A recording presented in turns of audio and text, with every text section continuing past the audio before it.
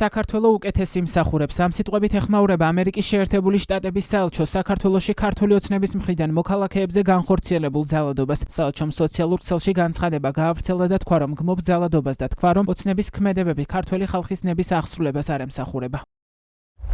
შეერთებული შტატები გმობს პარტია ქართული ოცნების მიმდინარე ძალადობას საქართველოს მოქალაქეების წინააღმდეგ, მათ შორის ოპოზიციის ლიდერები, ჟურნალისტები, სამოქალაქო საზოგადოების წევრებისა და აქციის მონაწილეების მიმართ. გავსი ქმედებები, რომელიც ჩანს ქართველების ძირითადი თავისუფლებების გამოყენების შეზღუდვას ისახავს მიზნად. არაფერს აკეთებს საქართველოს ევროატლანტიკურ გზაზე დასაბრუნებლად, რაც ქართველების უმრავლესობის ნება. საქართველო უკეთეს იმსახურებს.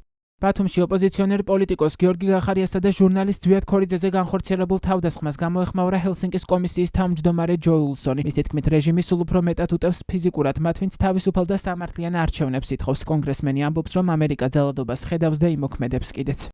ჟურნალისტებზე, ოპოზიციონერ პოლიტიკოსებსა და მოქალაქეებზე ძალადობას ეხმიანება დიდი ბრიტანეთის ელჩი საქართველოში გარეტ უორდიც. მისი განცხადება ბრიტანეთის საელჩომ გაავრცელა. უორდი ქართულ ოცნებას მოუწოდებს, რომ საკუთარი მოსახლეობის ფუნდამენტური უფლებები დაიცვას. საქართველოში მიმდინარე პოლიტიკური კრიზისის ფონზე უკანასკნელ დღეებში უფრო მეტი ღრმად შემაშფოთებელი ფაქტების მომსწრენი გავხდით. ძალადობის განახლება ოპოზიციონერი პოლიტიკოსების მიმართ და ჟურნალისტებისა და მომიტინგეების თვითნებური დაკავება მიუღებელია. მოუწოდებთ ქართული ოცნების ხელისუფლებას უზრუნველყოს ძალადობაზე პასუხისმგებელი პირების პასუხისგებაში მიცემა. საქართველომ როგორც ევროპის საბჭოს წევრმა უნდა დაიცვას საკუთარი მოსახლეობის ფუნდამენტური უფლებები და თავისუფლებები. სწორედ ამიტომ დღეს ევროპის საბჭოში დიდი ბრიტანეთი შეუერთდა ევროპელ პარტნიორებს და მკაცრად დაგმეს ძალადობა მშვიდობიანი მომიტინგეების, მედიის წარმომადგენლებისა და პოლიტიკოსების მიმართ.